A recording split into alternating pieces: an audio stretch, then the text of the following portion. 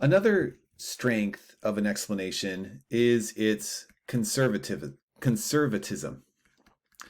Now, that might bring to mind immediately for a lot of people a political platform, but that's not what we're talking about here. If a belief or an explanation is conservative, there's some caution there. One is not jumping to a conclusion. One is being careful. Okay, that's what we mean here by conservatism. And so the thing to acknowledge here is that we all have a body of beliefs. And if we're decent critical thinkers, we'll have a body of mostly true beliefs, or at least well defended or well understood or well, plausible beliefs. Okay. So let's say that I have the following beliefs as part of my larger belief system. One is that moles are real. Another, that moles live underground. And then another, that moles come to the surface sometimes. Now, let's suppose that out in my backyard, I have all this nice grass, and then I wake up one morning and I see this mound of dirt here that's come up from the ground. Now, I want to explain this phenomena, and there are many, many possibilities. Okay, I'm just going to bring up two.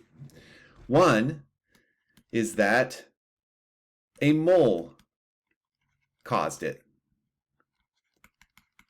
Okay. And the second one I'm going to bring up, which is a possibility, okay, is that it's from a small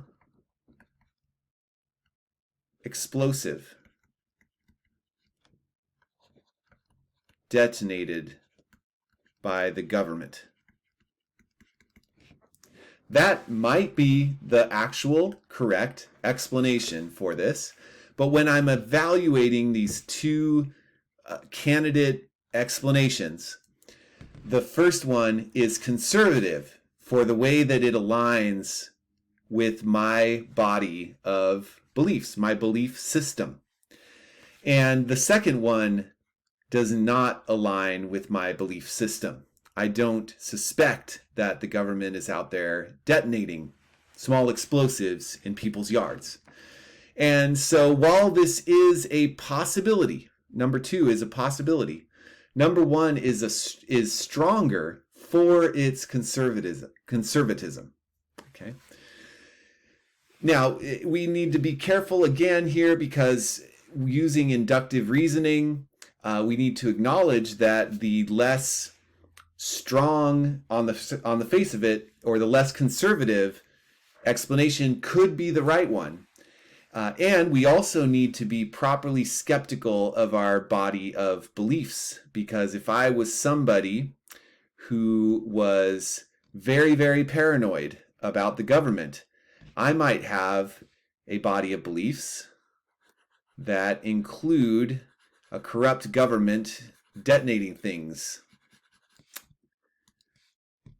The government regularly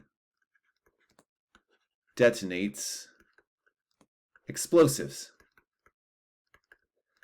Hopefully, I'm also someone who believes moles are real. And so, but if that's the case, then I have two explanations that both align with my body of beliefs.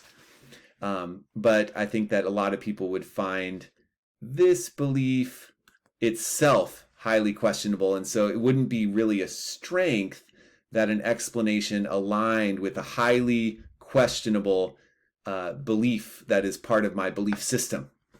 Okay, so that's where, we need to think about critical thinking in a comprehensive way. This belief needs to be challenged by the critical thinker. Okay, we need to find the evidence for it before we accept it.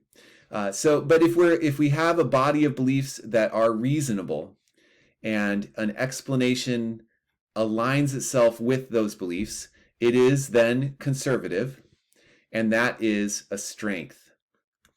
And but again, with all of these ways of evaluating an explanation, we need to take them all into consideration and kind of do a nice weighing of these various considerations to kind of determine which explanation is the best explanation, and still acknowledging that the best explanation may not be the right explanation. We are using inductive and not deductive reasoning. So we are in the realm of probability, even when we've done the careful evaluation that has led us to a clear answer about what the best explanation is.